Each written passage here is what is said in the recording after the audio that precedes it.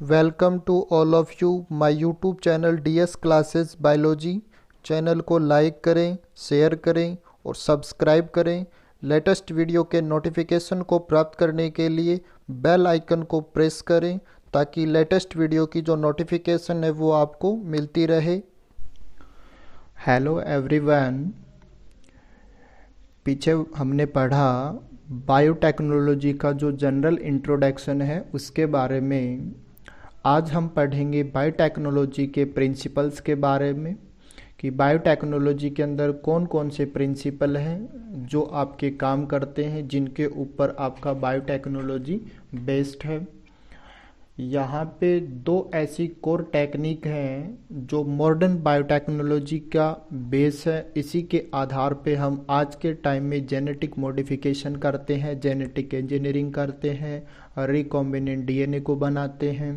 तो इनमें सबसे पहला आता है वो आता है जेनेटिक इंजीनियरिंग। जेनेटिक इंजीनियरिंग जो है, उस जेनेटिक इंजीनियरिंग की जो टेक्निक है, उस टेक्निक के अंदर कोई भी जो जेनेटिक मटेरियल है जैसे कि डीएनए है या फिर आरएनए है, उस डीएनए या आरएनए को इंट्रोड्यूस किया जाता है। कोई भी जो होस्ट ऑर्गेनिज्म होता है उस होस्ट ऑर्गेनिज्म के अंदर, जिसके कारण उस होस्ट ऑर्गेनिज्म का जो फिनोटाइप है वो फिनोटाइप आपका चेंज हो जाता है।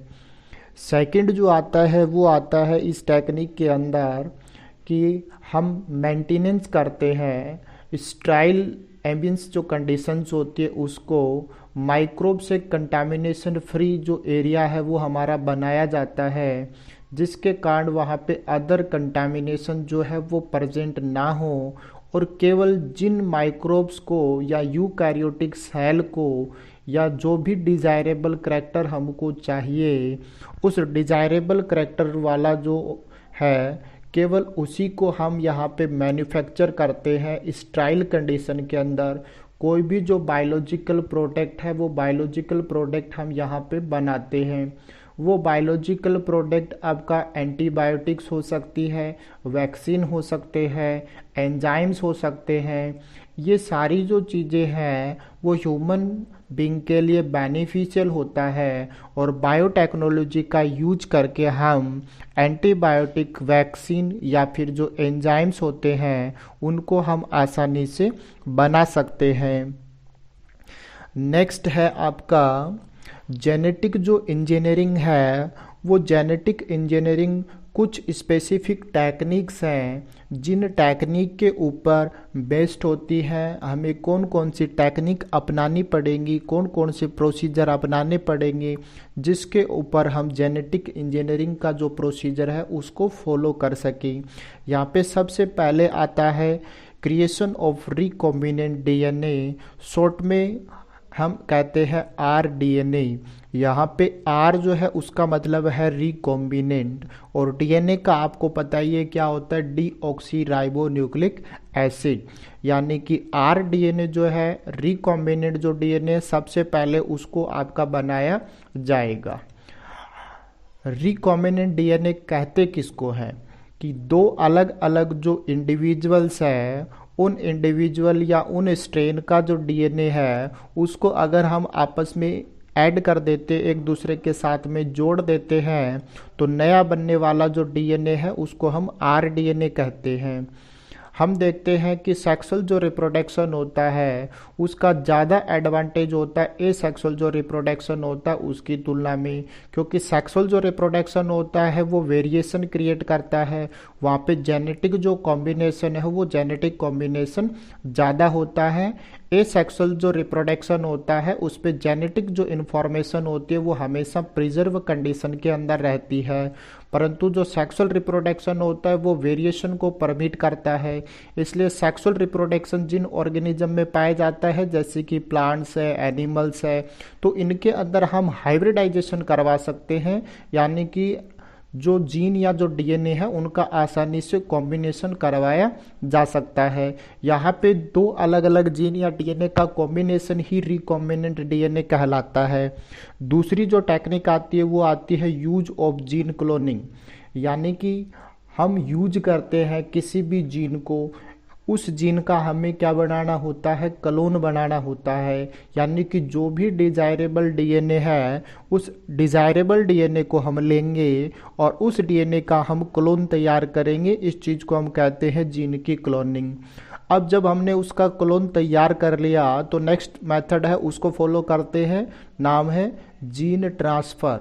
यानी कि उस जीन को हम जो टारगेट ऑर्गेनिज्म है, चाहे वो कोई प्लांट हो चाहे कोई एनिमल हो, जिसके अंदर हमें डिजायरेबल जो जीन है उसको इंट्रोड्यूस करवाना है, उस ऑर्गेनिज्म की वैरायटी में हमको सुधार करना है, तो उसके अंदर हम उस जीन को ट्रांसफ़र कर देते हैं।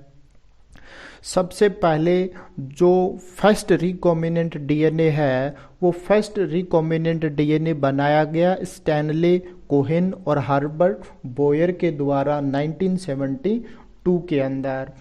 हर्बर्ट बोयर और स्टैनले जो कोहेन है उन्होंने इसको आइसोलेट किया एंटीबायोटिक रेजिस्टेंट जो जीन है उसमें से, और कटिंग किया out a piece of DNA, यानी एक डीएनए का जो छोटा पीस है उसमें से इसको कट करके प्लाज्मिड में इसको डाल के एंटीबायोटिक रेजिस्टेंट जीन से इसका आइसोलेशन जो है वो किया गया। आगे बताया है कि जो पीस ऑफ डीएनए आपका काटा गया फिर उसको प्लाज्मिड के अंदर हम डालते हैं, तो यहाँ पे एंटीबायोटिक रेजिस्टेंट जो जीन होता है बैक्टीरियम का उसे हम यूज करते हैं। और यहाँ पे जिस बैक्टीरिया को यूज किया गया वो था साल्मोनेला टाइफीम्यूरियम। अब साल्मोनेला टाइफीम्यूरियम के साथ में इसको इंट्रोड्यूस करवाया गया और लिंक किया गया इस डीएनए को किसके डीएनए के साथ, एक बैक्टीरिया जिसका नाम है इस्चेरिया कोलाई, शॉर्ट में कहते हैं हम इकोलाई। इकोलाई एक ऐसा बैक्टीरिया होता है जिस बैक्टीरिया के अंदर अगर बाहर का डीएनए इंट्रोड्यूस किया जाएगा तो वो उसे अपना डीएनए समझ के उस डीएनए की कॉपी तैयार कर लेता है। यानी कि जो भी हमने डीएनए बाहर का डीएनए फोरिजन डीएनए डाला था उस डीएनए की जो कॉपी है वो बन जाती है। और हमने डाला क्या, आरडीएनए यानी रिकॉम्बिनेंट डीएनए। तो जो रिकॉम्बिनेंट डीएनए हमने उसमें इंट्रोड्यूस करवाया इस्चेरिया कोलाई के अंदर, तो इस्चेरिया जो कोलाई है वो उसका मल्टीप्लिकेशन कर देता है। उस डीएनए के ऊपर जो जीन प्रेजेंट है उस जीन की बहुत सारी जो कॉपी है वो आपका बन जाती है। यहाँ पे बहुत सारी जो रेप्लिकाज हैं वो पाई जाती हैं जिसके कारण बहुत सारी जो कॉपी है डिजायरेबल डीएनए की वो हम आसानी से तैयार कर सकते हैं। अब बताया है आपको 3 ऐसे स्टेप जिन स्टेप से हम जेनेटिक मॉडिफिकेशन कर सकते हैं किसी भी ऑर्गेनिज्म के अंदर। यहाँ पे एक टर्म दे रखी है, नाम है जीएमओ। जीएमओ का फुल फॉर्म होता है जेनेटिक मॉडिफाई ऑर्गेनिज्म, यानी एक ऐसा ऑर्गेनिज्म जिसका जीनोम यानी कि डीएनए हमने मॉडिफाई कर दिया है, हमने चेंज कर दिया है, बाहर का डीएनए हमने उसके अंदर इंट्रोड्यूस करवा दिया है, तो उन ऑर्गेनिज्म को हम कहते हैं जेनेटिक मॉडिफाई ऑर्गेनिज्म। वो प्लांट्स भी हो सकते हैं, वो एनिमल्स भी हो सकते हैं, वो माइक्रोब्स भी हो सकते हैं। अगर वो प्लांट है तो हम बोलते हैं कि जेनेटिक मॉडिफाई प्लांट, जैसे कि बीटी कॉटन वगैरह। यहाँ पे जो नया बना है हम उसको कहते हैं ट्रांसजेनिक ऑर्गेनिज्म। ये किन स्टेप से आपका बनता है, उनमें सबसे पहला स्टेप आएगा identification of DNA with desirable gene, यानी कि हमें सबसे पहले आइडेंटिफाई करना पड़ेगा उस डीएनए को जिसके अंदर डिजायरेबल जो जीन है वो प्रेजेंट है।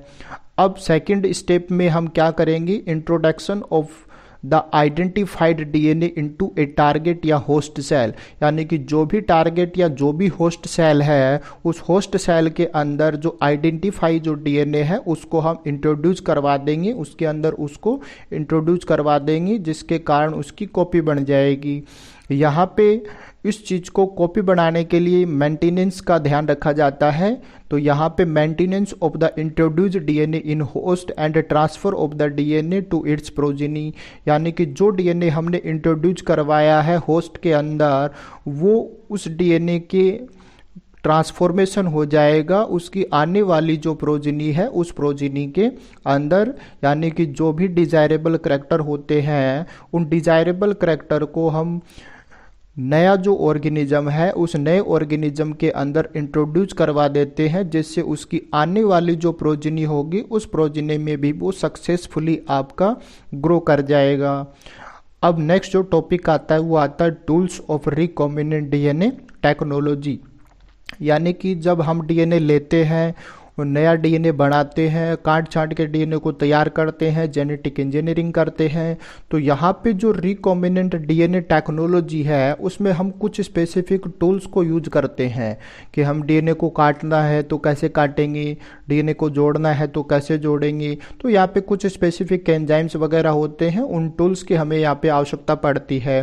तो the key tools needed for the recombinant technology वो कौन कौन सी है, उनमें सबसे पहले आता है cell culture with desired DNA. यानी कि जो भी डिजायर्ड डीएनए था, जो भी हमको वांछित डीएनए चाहिए था, उस डीएनए को हम सेल के अंदर डाल के उस सेल को कल्चर करेंगे। सेकंड आता है रेस्ट्रिक्शन एंजाइम। रेस्ट्रिक्शन जो एंजाइम्स होते हैं वो मॉलिक्यूलर सीजर होते हैं, डीएनए जो होता है उस डीएनए को काटने के लिए इनको यूज किया जाता है। नेक्स्ट आता है डीएनए पॉलीमरेज। ये आपका एक एंजाइम्स है जो उसकी कॉपी बनाने के लिए रिस्पॉन्सिबल होता है। नेक्स्ट आता है लाइगेज। लाइगेज आपका दो अलग अलग डीएनए को जोड़ने के लिए यूज किया जाने वाला एक एंजाइम है। नेक्स्ट आता है वेक्टर। वेक्टर वाहक का काम करते हैं। यहाँ पे वेक्टर के तौर पे जनरली इकोलाई जो होता है, हिस्टेरिया जो कोलाई होता है, उसको यूज किया जाता है। नेक्स्ट जो टूल आती है वो आती है होस्ट ऑर्गेनिज्म या सेल। यानी जिस सेल के अंदर या जिस होस्ट ऑर्गेनिज्म के अंदर हमको रिकॉम्बिनेंट डीएनए डालना है उसको हम कहते हैं होस्ट